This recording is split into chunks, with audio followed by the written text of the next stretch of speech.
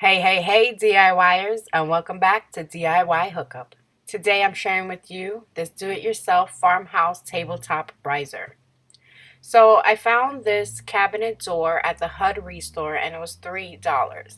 So the first thing I'm going to do is take off the hinges and the knobs and save that for another project.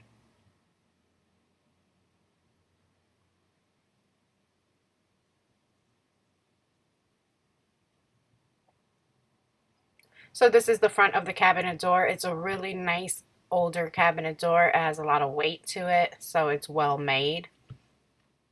So the first thing I'm going to do is just give it a light sanding just to get it ready for paint. And I'm using a white chalk paint from Walmart.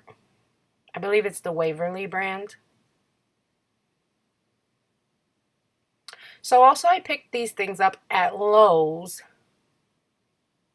They're wood turnings. I'm going to use them for the legs for the riser. And this is what they look like.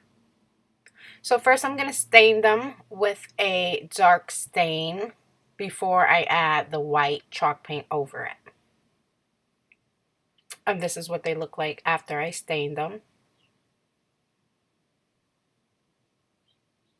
So the next thing, I just drilled a hole on each four corners of the cabinet door. And now I'm just going to go ahead and screw the legs in. Very easy to do.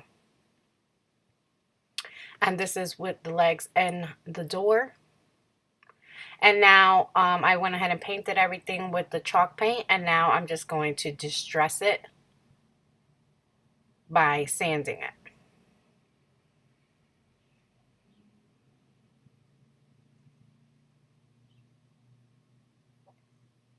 So this is what it looked like after I finished distressing it. I love the way it looks. I was happy with this right here. Just gives it that old, worn, kind of Victorian look. And I love the way it came out.